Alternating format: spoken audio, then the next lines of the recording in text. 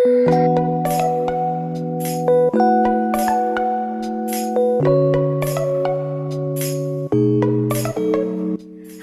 anak-anak semuanya, Namo Sang Hyang Adi Budaya, Namo Buddhaya.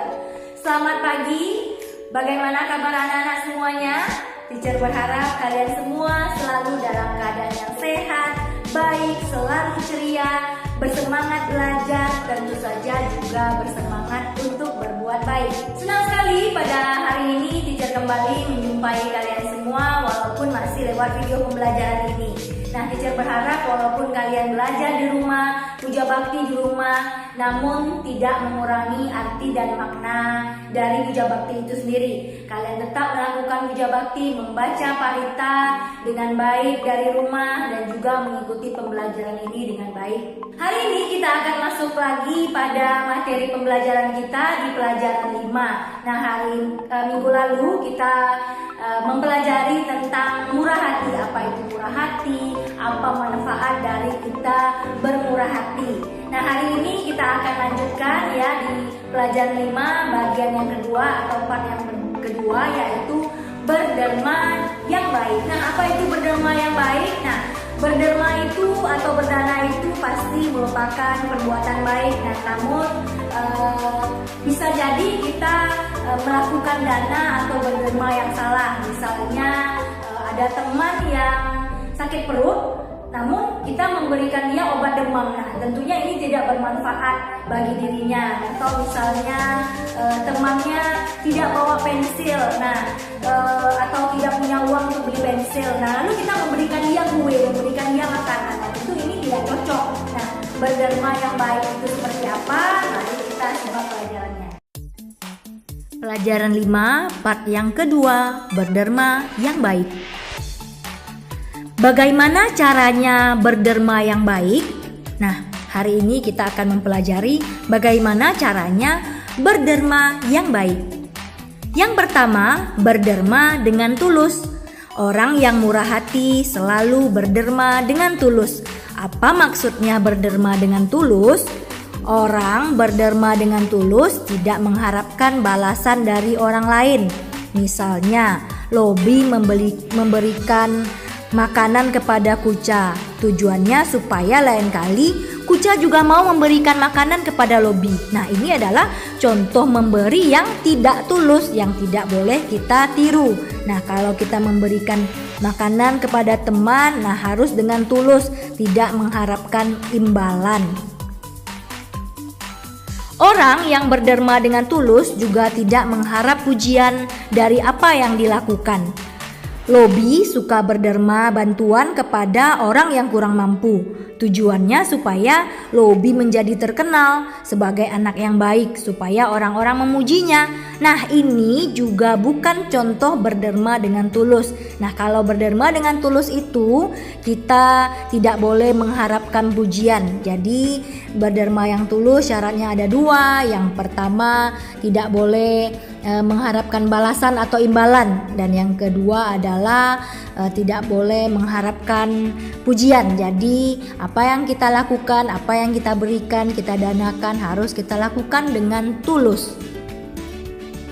Yang kedua, berderma dengan mudah. Jadi cara berderma yang baik yang kedua adalah berderma dengan mudah. Orang yang murah hati berderma dengan mudah.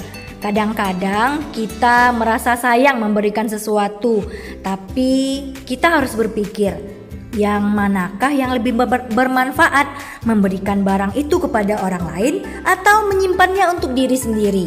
Nah, ini ada contohnya. Ada teman Kuca yang tidak punya pensil. Ayah dan ibunya sedang kekurangan uang, jadi tidak bisa membelikan pensil untuk anaknya. Nah, Kuca punya pensil yang lebih dari satu ya, punya beberapa pensil. Nah, tapi Kuca merasa sayang. Namun Kuca berpikir, pensil ini kalau tidak diberikan hanya akan tersimpan dalam kotak pensil, karena nggak mungkin dong si Kuca pakai pensil langsung sekali 2 atau sekali 3 ya, pasti pakainya satu-satu ya. Kalau diberikan kepada teman akan membuat temannya bahagia. Nah, akhirnya setelah berpikir seperti itu, Kuca memberikan pensil itu kepada temannya. Sebaiknya kita jangan menyesal setelah memberi. Jika kita menyesal, perasaan bahagia karena kita telah berderma bisa berkurang. Nah, setelah kita memberikan itu kita tidak boleh menyesal. Nah, kita harus memberikannya kepada orang yang lebih membutuhkan. Nah, ada contoh lainnya.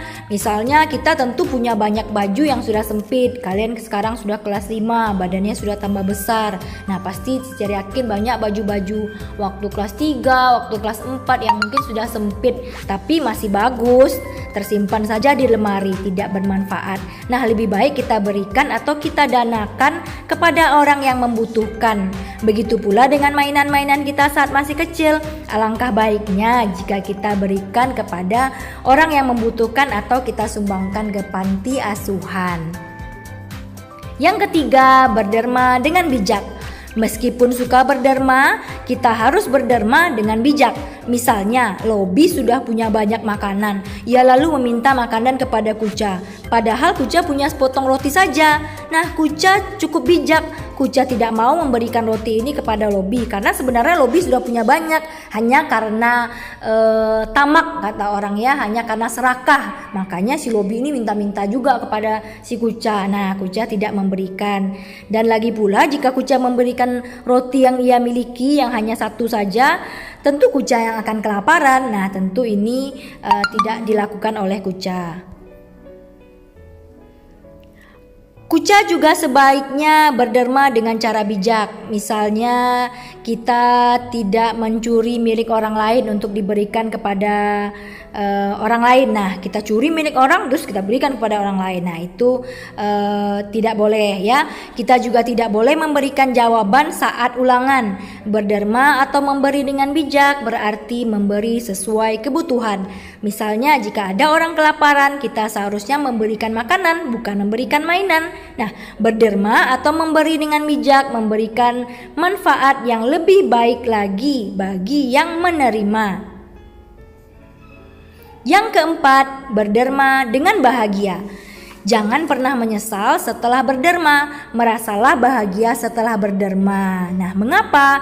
Karena kita sudah membuat orang lain bahagia. Kita juga bahagia karena telah berbuat baik. Semakin sering kita berderma, kita akan semakin bahagia. Berderma adalah latihan yang bagus untuk mengikis sifat kikir. Sifat kikir ini maksudnya pelit ya. Jadi adalah latihan yang bagus untuk mengikir sifat pelit atau kikir.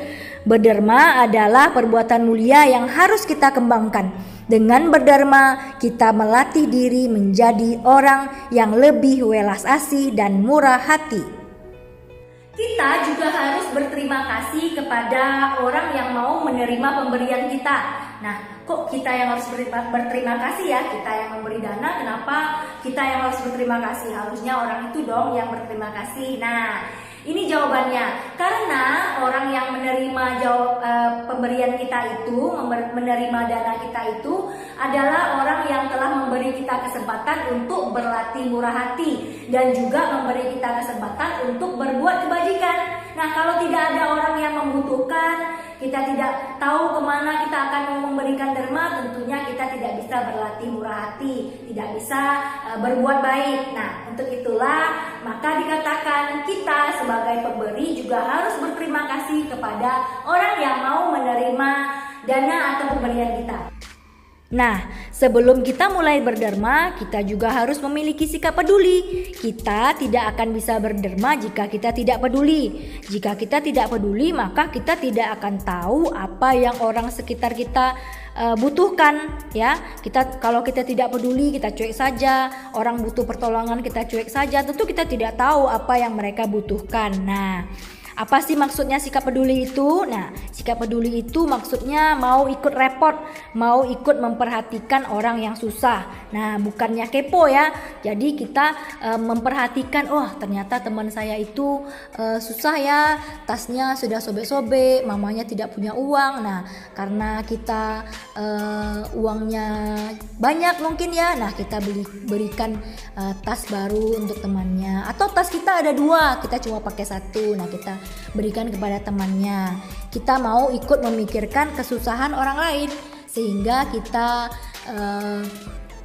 pingin atau mau membantu teman kita itu atau orang-orang di sekitar kita, misalnya tetangga kita yang mungkin tidak punya uang untuk beli beras ya. Nah, kita mungkin bisa memberikan dia sumbangan atau derma. Berderma tidak harus berupa barang atau uang. Buddha mengajarkan kepada kita ada 3 jenis derma. Yang pertama adalah derma kebendaan, yang kedua adalah derma kehidupan, dan yang ketiga adalah derma kebenaran. Nah, kita akan mempelajari ketiga jenis derma ini pada pertemuan-pertemuan berikutnya. Baiklah anak-anak, sekian dulu perjumpaan atau materi kita pada kali ini. Kita sudah selesai membahas materi kita di pelajaran 5. Selanjutnya kita ada mengerjakan sedikit tugas evaluasi yang terdapat di akhir dari pembahasan materi kita di pelajaran 5. Kalian boleh melihatnya pada buku Epasiko. Ada evaluasi halaman 76 dan 77. Teacher yakin kalian semua bisa mengerjakannya dengan baik dan benar. Baiklah anak-anak, terima kasih atas perhatiannya. Jangan lupa tetap menjaga kesehatan, selalu menggunakan masker ketika keluar rumah, menjaga jarak dan juga rajin mencuci tangan. Terima kasih atas perhatiannya. Namo Sang Hyang Adi Budaya, Namo Buddhaya.